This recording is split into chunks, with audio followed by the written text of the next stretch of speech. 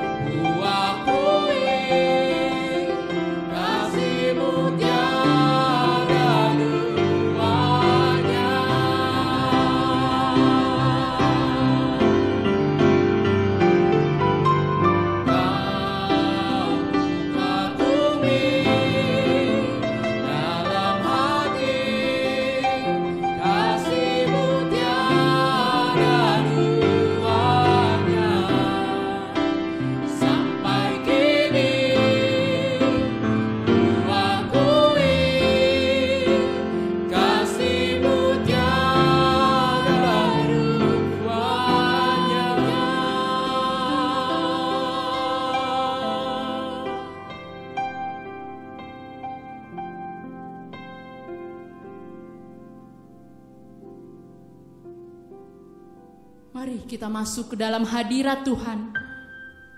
Kita minta Tuhan hadir di setiap hati kita. Saat teduh.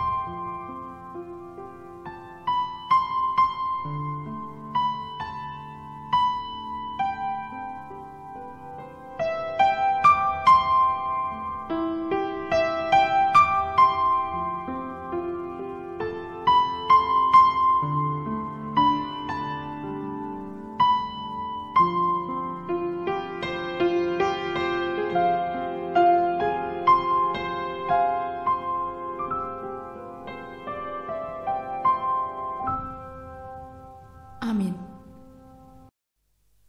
Mari semua jemaat kita bangkit berdiri. Kita akan memulai ibadah online kita pada pagi hari ini.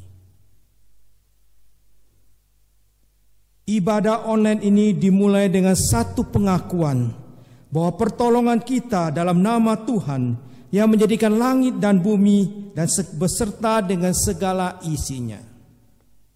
Berkat dan anugerahnya kiranya berkenan turun ke atas diri kita masing-masing. Amin.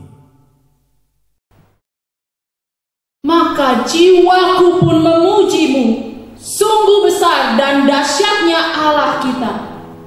Mari dengan tetap berdiri, kita angkat pujian, sungguh besar Kau Allahku.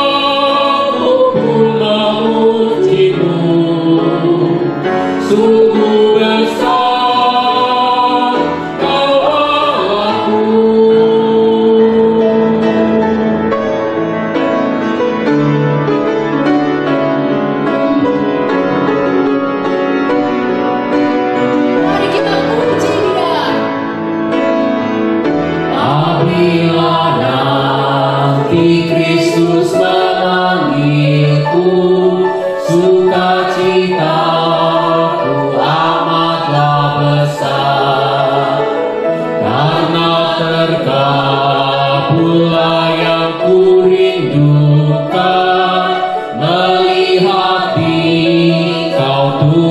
aku akan, maka jiwaku pun memujimu. Sungguh besar Kau Allahku, maka jiwaku pun memujimu. Sungguh besar Kau Allahku, sungguh besar Kau Allahku, sungguh besar Kau Allahku.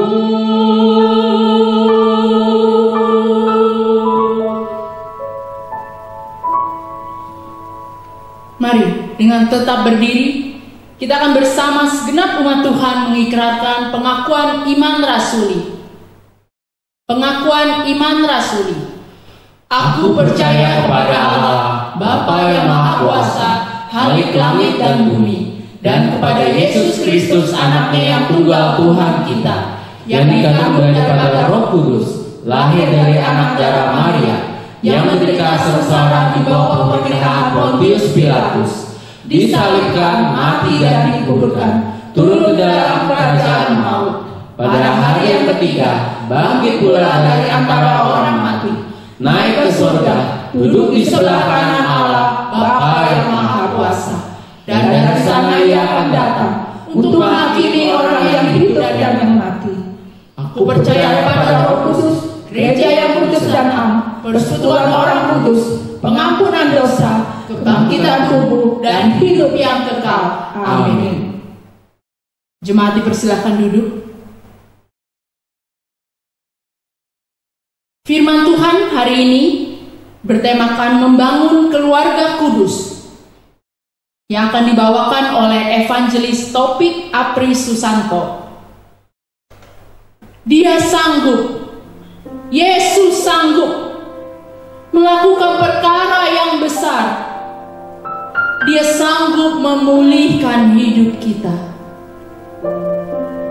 Dia sanggup.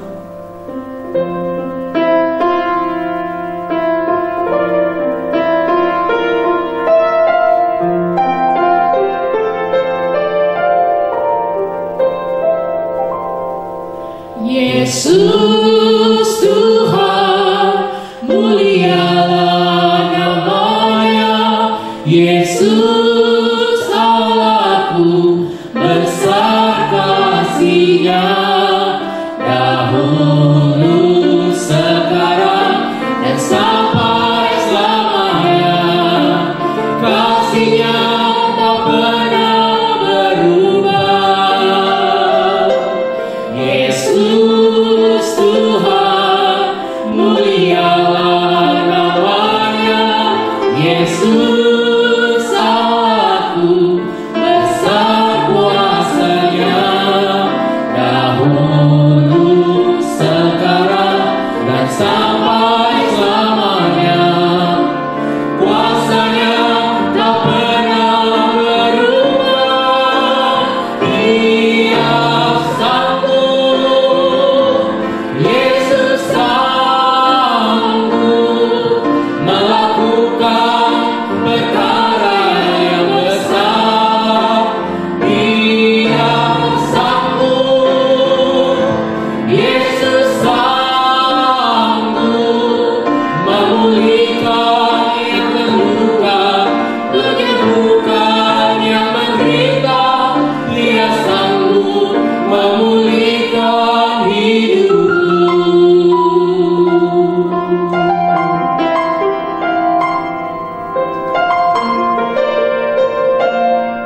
Mulialah nama-Nya. Yesus Tuhan, mulialah nama-Nya. Yesus Allahku, besar kuasa-Nya.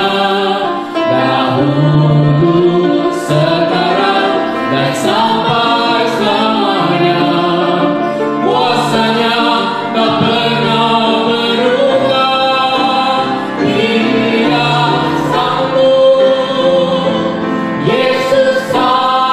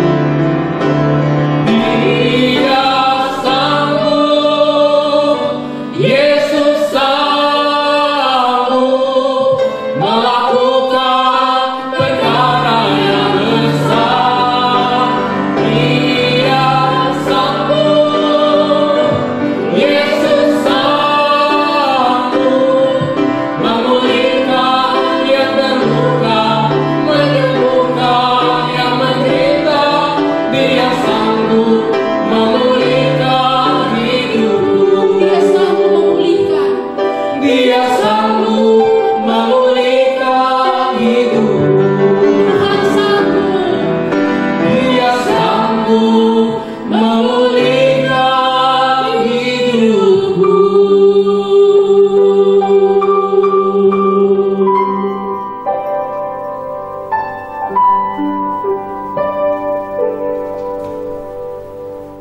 Shalom, selamat pagi Bapak Ibu Saudara yang terkasih dalam Tuhan Yesus Kristus. Apa kabarnya?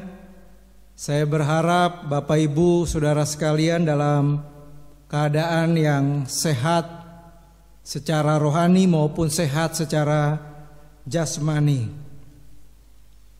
Hari ini kita akan mendengarkan kebenaran firman Tuhan, tetapi kita akan satu di dalam doa terlebih dahulu. Terima kasih Tuhan, kami bersyukur kalau pada pagi hari ini kami diperkenankan Tuhan untuk mendengarkan kebenaran firman-Mu. Berkati setiap umat-Mu yang akan mendengar maupun hamba-Mu yang akan menyampaikan kebenaran firman-Mu. Kami sudah siapkan hati kami, bentuk kami seturut dengan kehendak Tuhan, suara-Mu kepada setiap kami. Sehingga setiap kami bukan hanya menjadi pendengar yang baik, tetapi setiap kami menjadi pelaku-pelaku kebenaran firman Tuhan yang setia dalam kehidupan kami hari lepas hari. Di dalam nama Tuhan Yesus kami telah berdoa dan mengucap syukur kepadamu. Amin.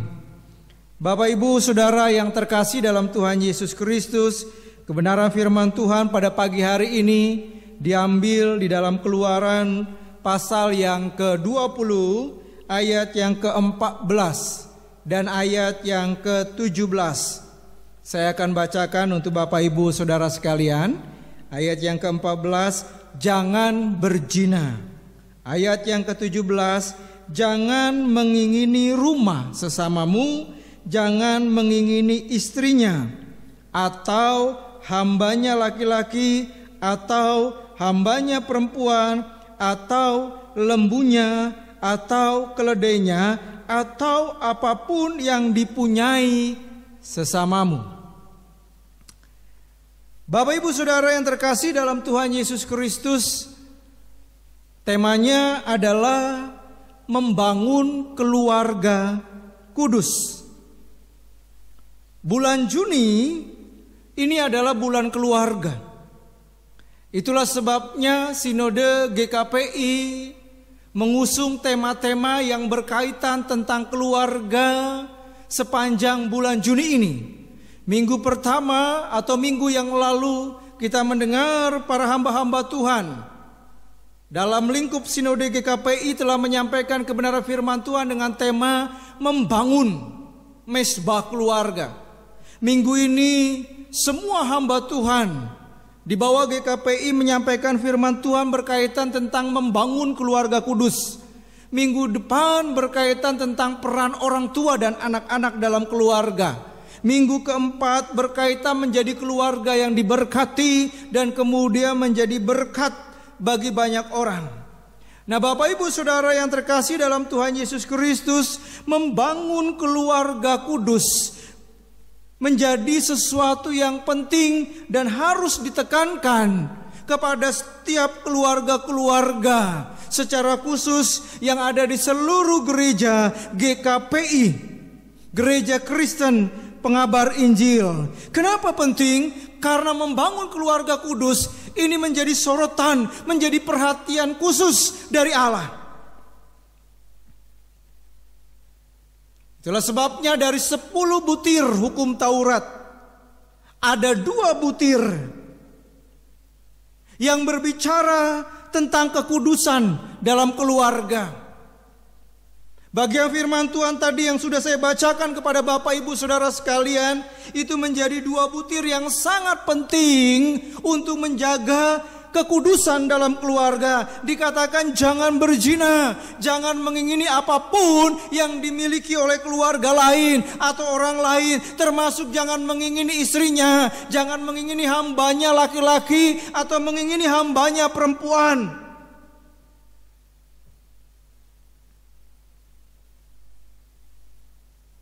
Bapak Ibu Saudara yang terkasih dalam Tuhan Yesus Kristus, itu artinya bahwa berbicara tentang keluarga yang kudus atau berbicara tentang kekudusan dalam keluarga itu sudah menjadi masalah yang krusial, masalah yang besar, masalah yang sampai kemudian menjadi perhatian khusus dari Allah bagi umat Tuhan zaman dulu. Tetapi saudara, itu juga menjadi masalah besar bagi pergumulan keluarga umat Tuhan atau orang percaya zaman sekarang.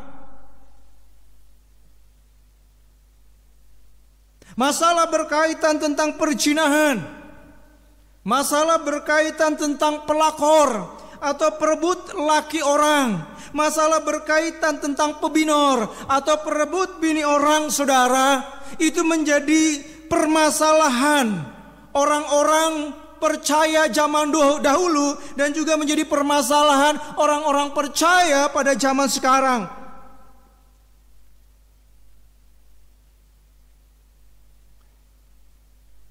Itulah sebabnya saudara, Tuhan harus sampai membuat hukum tertulis berkaitan tentang kekudusan dalam keluarga atau berkaitan tentang perzinahan, perselingkuhan dan sebagainya. Bapak Ibu Saudara yang terkasih dalam Tuhan Yesus Kristus, kalau sudah menjadi sebuah hukum, maka ada sanksi yang tegas yang akan diberikan, yang akan diberlakukan bagi setiap yang melanggar. Bapak Ibu Saudara yang terkasih dalam Tuhan Yesus Kristus, pada zaman dahulu kalau ada yang melanggar tentang kekudusan dalam pernikahan, hukumannya itu berat. Kalau kita melihat di dalam Yohanes pasal yang ke-8 ayat yang ke-2 sampai dengan yang ke-11, saudara. Bagian itu berbicara ketika Yesus ada di bait Allah. Seluruh rakyat kemudian ada di bait Allah untuk mendengar pengajaran Tuhan Yesus. Tiba-tiba kemudian ahli-ahli Taurat dan orang-orang Farisi membawa seorang wanita kemudian ditaruh di tengah-tengah. Dan kemudian ahli-ahli Taurat dan orang-orang Farisi ini berkata kepada Tuhan bahwa perempuan, mereka menjelaskan bahwa perempuan yang dibawa kemudian ditaruh di tengah-tengah mereka tertangkap basah berbuat zina. Dan kemudian ahli-ahli Taurat dan orang-orang Farisi ini bertanya kepada Tuhan Yesus, hukuman apa yang pantas, hukuman apa yang layak, yang seharusnya diberikan kepada perempuan yang tertangkap basah berzina. Sebelum Yesus menjawab, kemudian mereka memberitahu kepada Tuhan Yesus dan kepada orang banyak bahwa menurut hukum Musa yang ditulis dalam hukum Taurat, jika seseorang kedapatan berzina, maka hukuman yang pantas ada dilempar dengan batu atau dengan kata lain dirajam, saudara.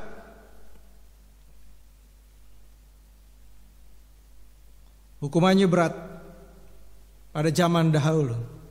Saudara, menjadi sebuah pertanyaan penting bagi kita. Bagaimana membangun keluarga yang kudus?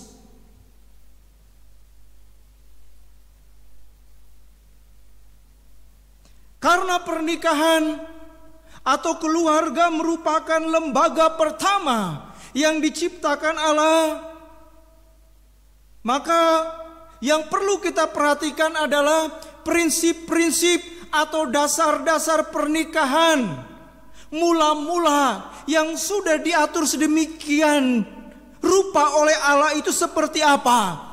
Kalau kemudian kita memperhatikan itu, maka saya percaya keluarga Bapak Ibu Saudara sekalian ada di dalam kehidupan yang kudus atau ada dan bahkan menjadi keluarga yang kudus. Setidaknya ada 5 prinsip atau dasar pernikahan yang perlu kita perhatikan. Yang pertama, Bapak Ibu Saudara yang terkasih dalam Tuhan Yesus,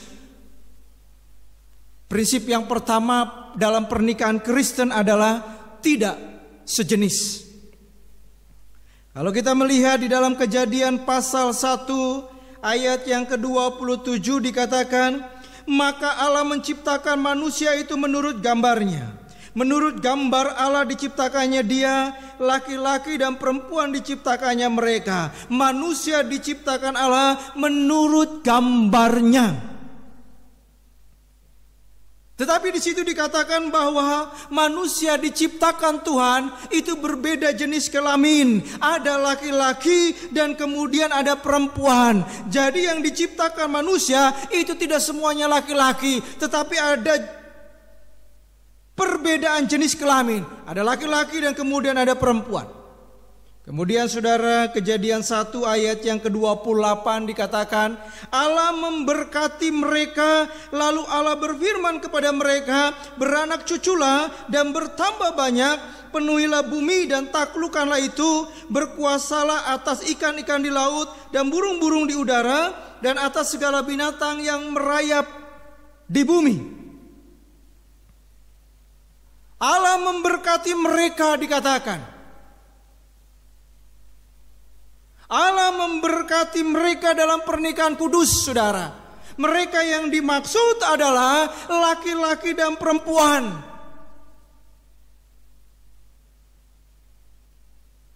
Jadi jelas, saudara, pernikahan dalam Kristen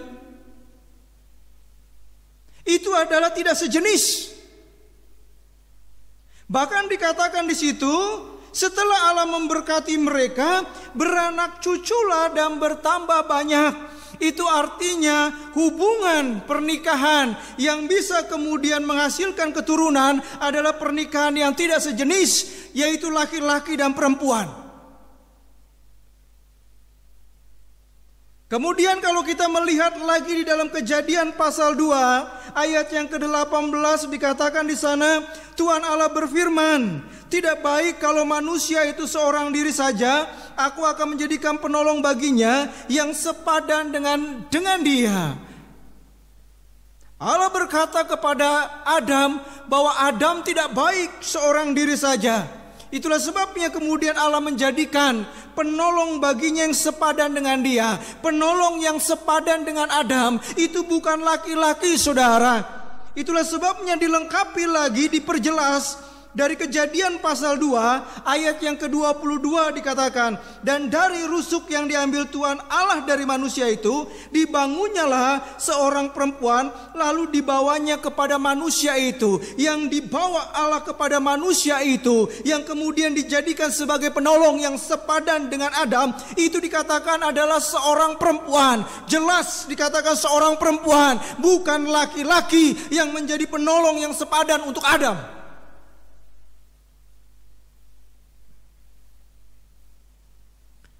Bapak Ibu Saudara yang terkasih dalam Tuhan Yesus Kristus, kenapa tidak sejenis? Ini menjadi prinsip atau dasar pernikahan yang perlu ditegaskan lagi bagi orang percaya, bagi umat Tuhan zaman sekarang. Bapak Ibu, beberapa waktu yang lalu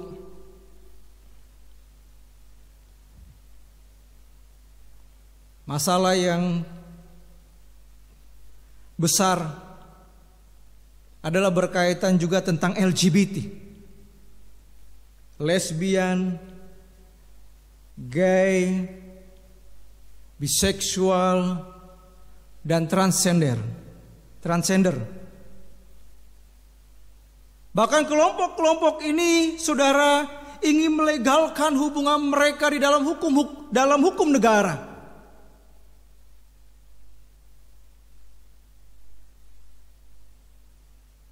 Bahkan beberapa negara, saudara, melegalkan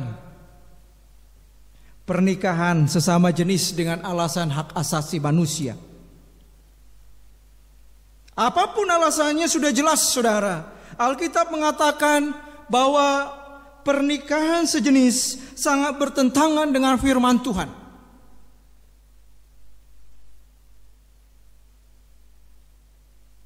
Ini prinsip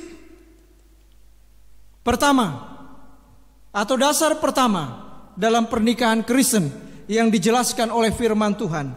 Saudara, prinsip yang kedua adalah diberkati Allah dulu. Ya. Kejadian pasal 1 ayat yang ke-28. Allah memberkati mereka, lalu Allah berfirman kepada mereka, ya.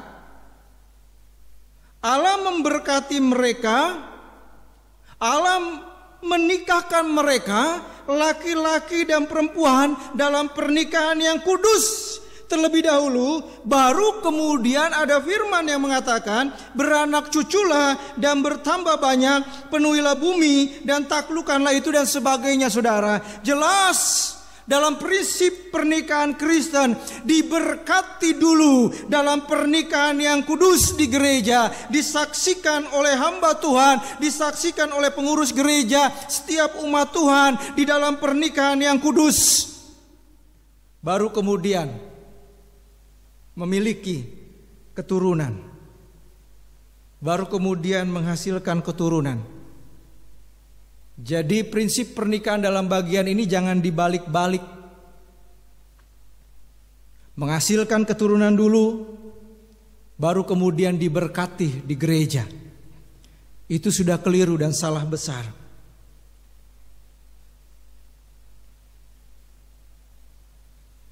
Tetapi jelas di situ dikatakan diberkati dulu, baru kemudian beranak cucu dan bertambah banyak.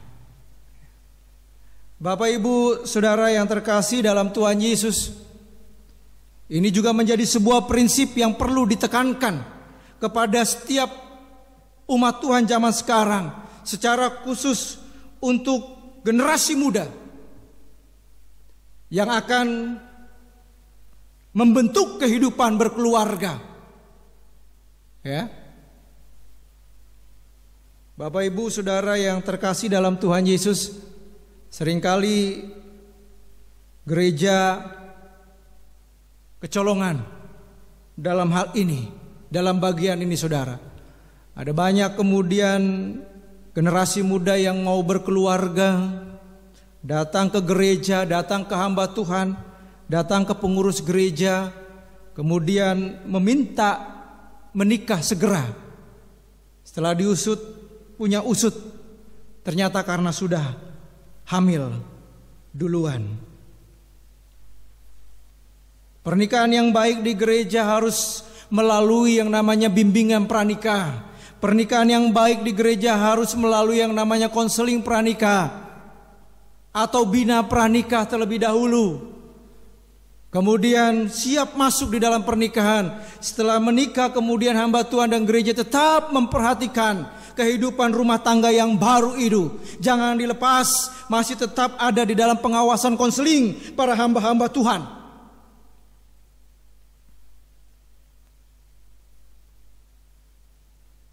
Bapak Ibu Saudara yang terkasih dalam Tuhan Yesus Kristus, itulah sebabnya pernikahan seharusnya menjadi tema utama. Persiapan pernikahan, perihal pernikahan seharusnya juga menjadi tema utama di tengah-tengah ibadah pemuda. Khususnya anak-anak muda yang sudah siap untuk melangsungkan pernikahan atau masuk ke dalam kehidupan berkeluarga. Tetapi Bapak Ibu, seringkali gereja mengusung tema di tengah-tengah pemuda hanya berkaitan tentang masa depan, hanya berkaitan tentang bagaimana sukses. Sehingga bukan hamba-hamba Tuhan lagi yang menjadi pembicara, saudara, karena kaitannya hanya berkaitan tentang pekerjaan, karena kaitannya hanya berkaitan tentang kesuksesan bagi anak-anak muda. Bagaimana meraih kesuksesan pada masa muda, saudara, sehingga seringkali yang diundang khotbah pun motivator.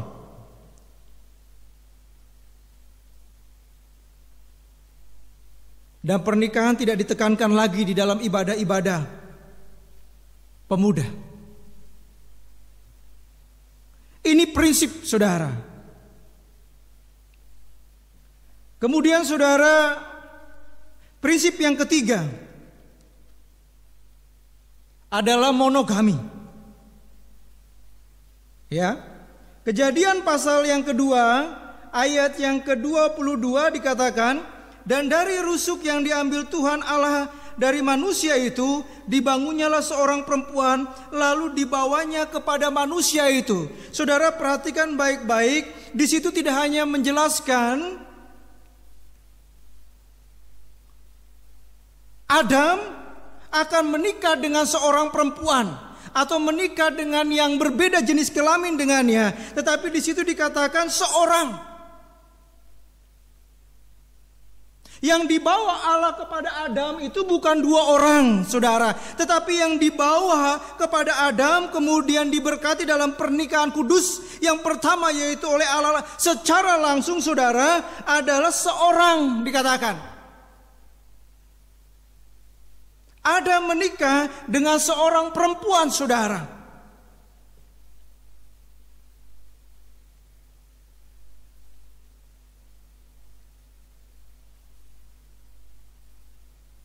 Jadi jelas di situ berbicara juga tentang jumlah. Ya. Laki-laki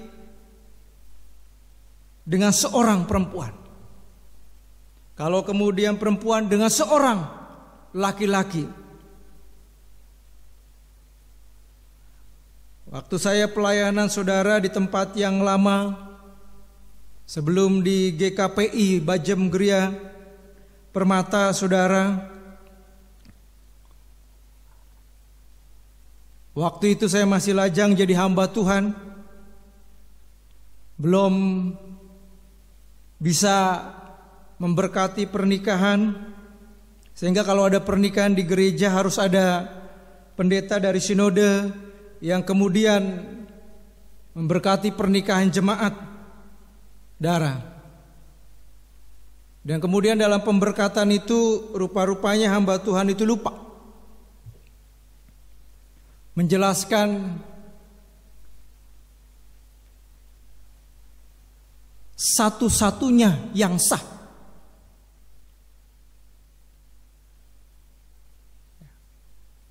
Dalam penjelasan tentang janji pernikahan, seharusnya dikatakan bahwa si pria menerima sang wanita sebagai satu-satunya yang sah sebagai istri. Dan juga demikian sebaliknya, saudara, yang wanita kemudian mengatakan dalam ikatan pernikahan, aku menerima laki-laki si A satu-satunya yang sah sebagai suami dalam keadaan apapun juga, dalam keadaan sakit, dalam keadaan sehat, dalam keadaan kelimpahan, dalam keadaan mungkin ekonomi yang sulit sekalipun, sampai maut memisahkan, tetap setia, saudara. Ini prinsip. Kemudian seorang penatua datang berkata, Pak, kenapa kok tadi nggak disebutkan tentang satu-satunya? Padahal itu merupakan hal yang penting di dalam sebuah pernikahan Kristen. Kemudian saya berpikir betul juga. Harusnya kemudian disebutkan dalam ikatan pernikahan itu satu-satunya yang sah sebagai istri saya, sebagai suami saya. Karena ini adalah prinsip pernikahan, dasar pernikahan Kristen, saudara, yang gak bisa ditawar-tawar, bahwa pernikahan Kristen itu adalah monogami. Kemudian, saudara, prinsip pernikahan yang keempat, saudara, dalam pernikahan Kristen bukan hanya tidak sejenis, kedua diberkati Allah terlebih dahulu dalam pernikahan yang kudus. Kemudian yang ketiga dikatakan seorang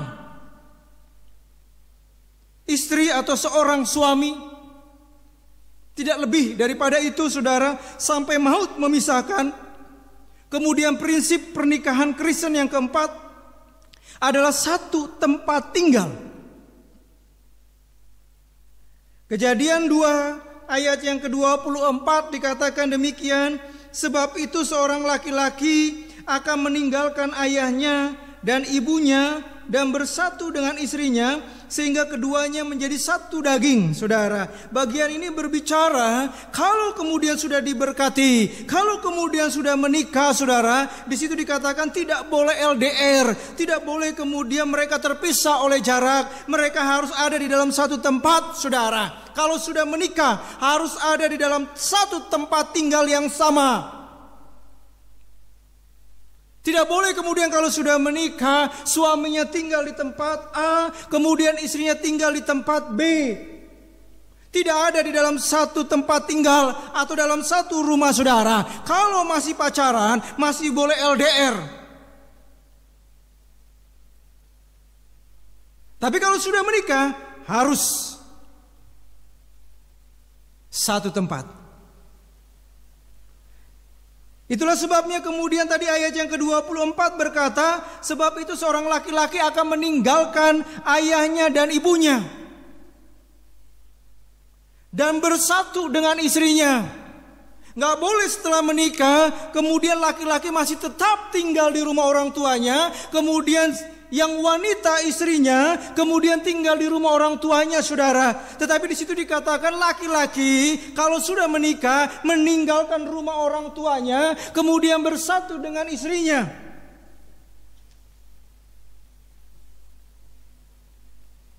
Itu artinya mereka harus tinggal bersatu di tempat yang baru dan terpisah dari orang tua masing-masing.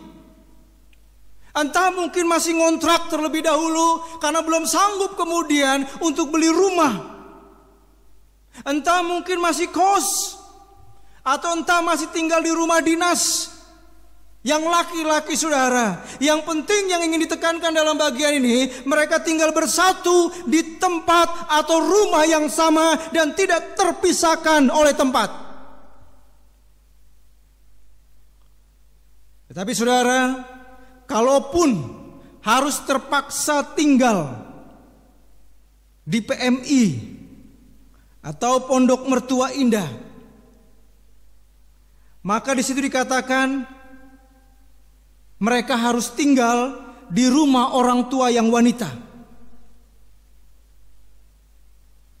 Bukan mereka harus tinggal di rumah orang tua yang laki-laki. Yang laki-laki harus meninggalkan orang tuanya. Kalau terpaksa kemudian belum bisa ngontrak, belum bisa ngekos, atau kemudian beli rumah yang baru untuk mereka tinggal berdua, saudara, harus terpaksa tinggal di Pondok Mertua Indah, maka yang laki-laki harus pindah dan tinggal di rumah orang tua yang wanita. Kenapa, saudara? Karena yang paling banyak bermasalah dalam keluarga kalau masih tinggal di rumah mertua, itu biasanya yang bermasalah mertua perempuan dan menantu perempuan. Kalau kemudian harus tinggal di rumah laki-laki, itu pun jadi masalah. Suaminya gak akan bisa tegas. Apalagi kalau kemudian suaminya adalah laki-laki yang dulunya dimanja oleh ibunya, akan lebih sulit lagi. Dan ibunya memanjakan dari dulu, dari kecil sampai kemudian menikah. Si laki-laki ini, saudara, dia akan sulit untuk menjadi kepala keluarga. Dia akan sulit menjadi imam keluarga, saudara. Ini prinsip pernikahan, saudara. Dalam pernikahan, prinsip pernikahan yang keempat, mereka harus satu tempat tinggal. Kemudian saudara, yang terakhir, prinsip pernikahan atau dasar pernikahan Kristen yang kelima adalah tidak boleh bercerai.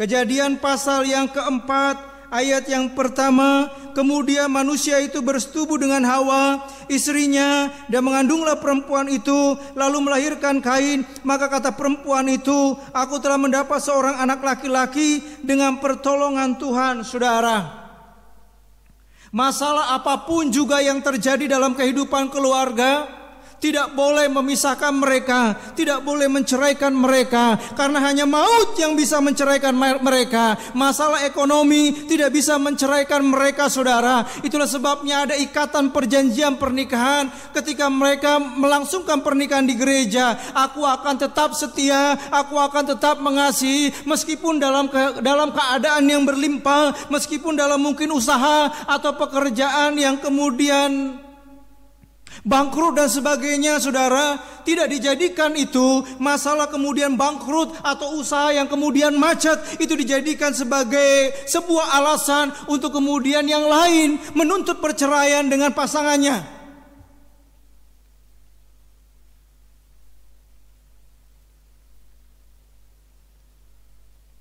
Bapak Ibu, Kejadian pasal 4 ayat 1, Adam dan Hawa tetap bersatu, dikatakan. Dan bahkan kemudian memiliki keturunan, Kain dan Habel. Meskipun pada pasal yang ketiga kita tahu bahwa mereka jatuh ke dalam dosa, saudara. Dan ketika mereka jatuh dalam dosa, mereka ada di dalam masalah besar. Mereka saling menyalahkan satu dengan yang lain. Ketika kemudian Tuhan menjumpai mereka, kenapa engkau bersembunyi? Kemudian Hawa berkata, saudara, Adam berkata bahwa wanita itu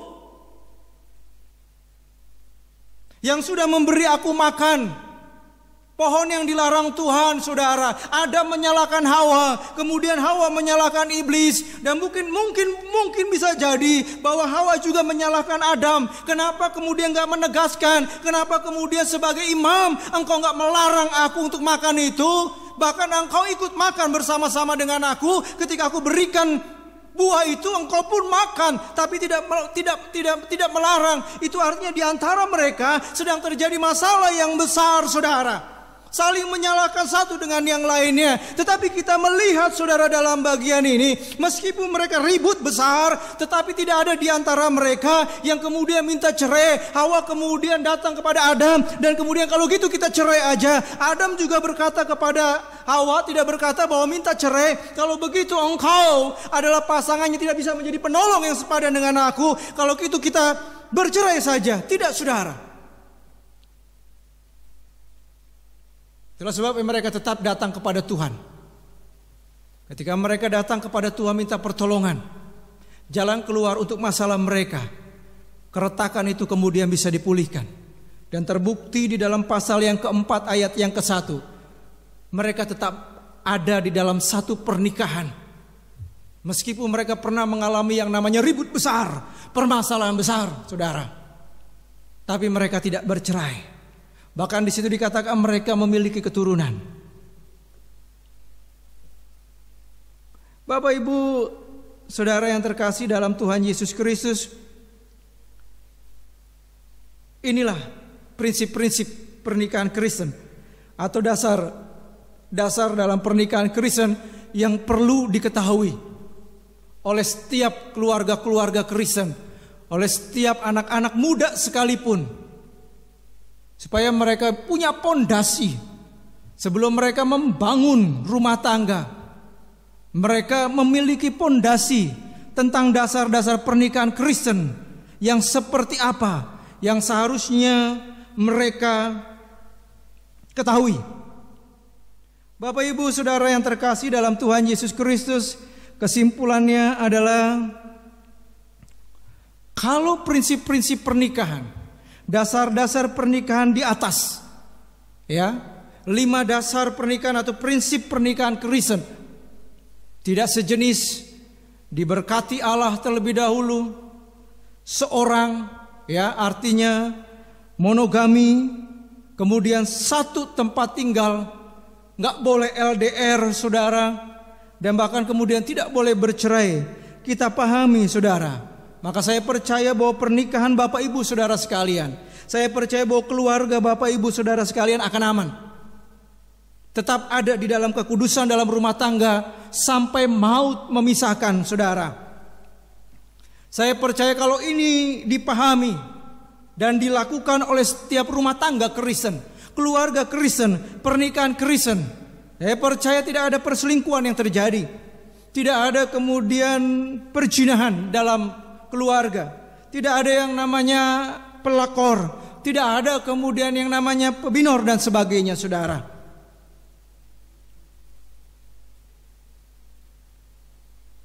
Saya yakini bahwa kehidupan keluarga Bapak Ibu Saudara sekalian ada di dalam kehidupan keluarga yang kudus.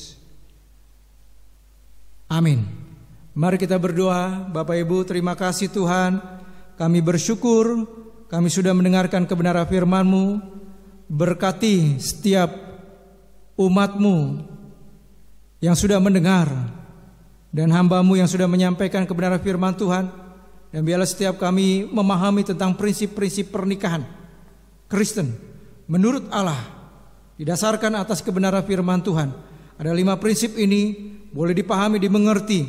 Dan saya percaya Tuhan Kau memberkati setiap keluarga-keluarga umat-Mu, baik yang ada di bawah naungan GKPI Kartini maupun umat-Mu yang ada di bawah naungan GKPI Bajem Geria Permata, ya Bapa. Tuhan menjadi kepala keluarga mereka, menjaga, memelihara hubungan pasangan suami istri dan anak-anak Tuhan.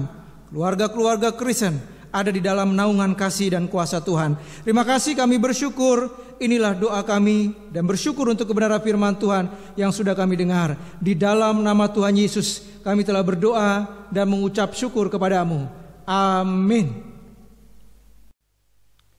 Bapak Ibu Saudara kekasih, sekarang kita akan menaikkan doa syafaat. Doa syafaat ini yang akan saya pimpin. Mari kita berdoa. Kami sungguh bersyukur kepadamu ya Tuhan, kalau kami boleh mengikuti ibadah online pada pagi hari ini. Kami berharap kiranya firman-Mu yang sudah kami dengar selalu menguatkan hati kami, menguatkan semangat kami, agar kami tetap setia mengasihi Tuhan di tengah-tengah COVID-19 ini. Biar kami terus mengasihi dan mencintai Tuhan. Kami berdoa ya Tuhan Yesus, kami sungguh bersyukur dan berterima kasih kepadamu. Situasi yang sulit ini, Tuhan masih menjaga dan memelihara kehidupan kami, sehingga segala kebutuhan yang kami butuhkan, baik itu makanan, minuman, kesehatan, dan pertolongan yang Tuhan berikan kepada kami, yang kami rasakan selalu ada setiap hari. Terima kasih untuk semua ini Tuhan. Kami juga berdoa ya Tuhan Yesus, untuk saudara-saudara kami, rekan-rekan sebangsa negara kami, yang pada hari ini mereka kehilangan pekerjaan, atau mereka dirumahkan, ataupun gaji mereka dipotong. Kiranya Tuhan menolong mereka. Dan juga biar pemerintah sekarang akan membantu mereka, dan mereka bisa mendapatkan pertolongan, sehingga mereka bisa berkecukupan untuk kebutuhan diri mereka dan juga untuk kebutuhan sisi keluarga mereka. Kami berdoa ya Tuhan Yesus, di tengah-tengah mewabahnya COVID-19 ini, tolong kepada kami Tuhan. Jagalah agar iman kami, agar kasih kami, agar cinta kami, semangat kami kepadamu tidak goyah, tidak luntur, tetapi tetap teguh, tetap tidak tergoyahkan. Tuhan, tolonglah kepada kami. Kami percaya Tuhan, badai ini akan berlalu.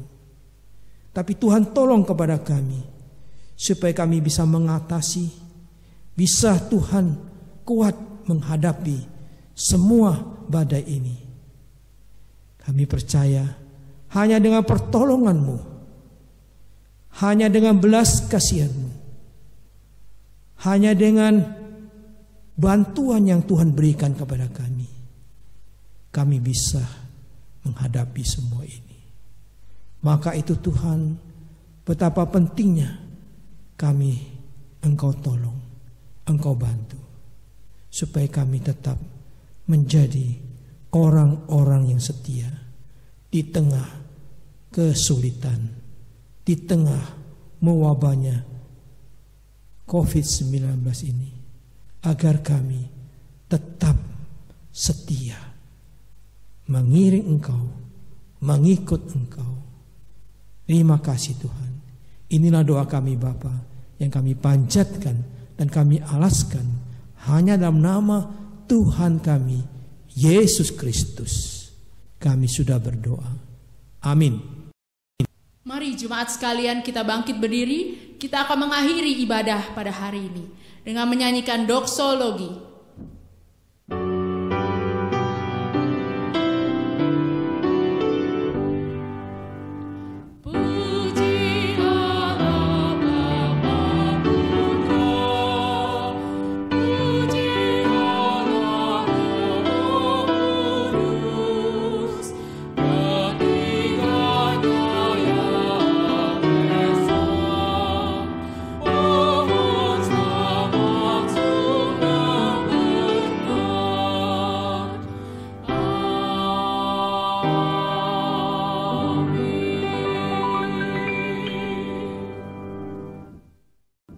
Jemaat yang kekasih, mari sekarang kita arahkan seluruh hati, jiwa, roh kita kepada Tuhan. Dia sumber berkat, akan memberkati kita sekalian. Kiranya cinta kasih daripada Allah Bapa yang tidak berkesudahan selalu ada di atasmu, dan damai sejahtera dari Tuhan kita Yesus Kristus kiranya terus menerus memenuhi hati dan pikiranmu. Pertolongan, penghiburan, gerakan Roh Kudus senantiasa diam menyertai kehidupanmu mulai hari ini hingga sampai selama-lamanya. Amin.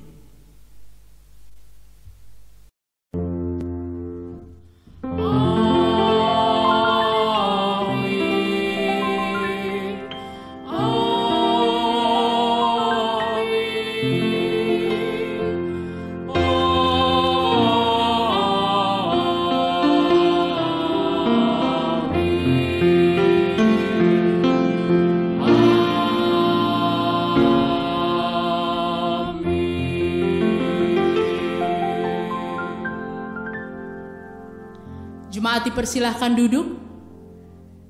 Ibadah hari ini telah selesai dan warta jemaat akan disampaikan oleh Pendeta Nathan Hidayat.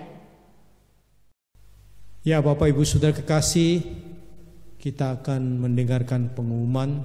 Sebenarnya ini bukan pengumumannya, sedikit himbauan saja. Ada beberapa himbauan yang perlu mungkin kita taati dan kita jalani bersama. Pertama saudara,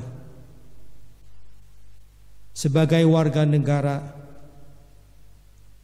yang baik, sebagai warga gereja, biarlah kita tetap mentaati aturan yang sudah dikeluarkan oleh pemerintah ya, dengan menjalani PSBB ini bersama-sama.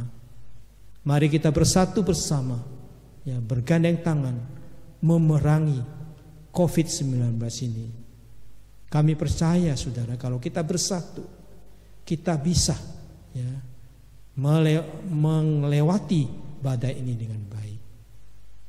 Itu himbauan kami pertama. Yang kedua, himbauan kami yaitu dalam situasi kondisi yang mewabahnya COVID-19 ini, biar kita masing-masing harus banyak memeriksa diri, introspeksi diri. Kita boleh introspeksi kerohanian kita boleh introspeksi diri kita selama ini. Apakah dalam situasi yang demikian membuat kita lebih harus mencari Tuhan? Dalam situasi demikian biar membuat kita lebih banyak mencari maksud dan rencana kehendak Tuhan. Inilah mungkin saatnya paling bagus. Saat demikian kita lebih banyak membaca firman Tuhan, lebih banyak berdoa, dan lebih banyak bersama keluarga saling mengasihi, saling menopang, saling membantu, dan juga kita boleh menjadi teladan sebagai kepala keluarga, sebagai ibu rumah tangga, dan sebagai anak, biar kita bisa menjalankan fungsi kita dengan baik. Itulah himbauan kami. Yang ketiga, saudara, sekiranya saudara tergerak oleh Tuhan untuk memberikan persembahan, Bapak Ibu bisa memberikan persembahan di Yayasan GKPI Kartini di BCA dengan nomor rekening 001-373-1150. Demikianlah ya himbauan kami dan pengumuman kami. Terima kasih, Tuhan memberkati saudara. Amin.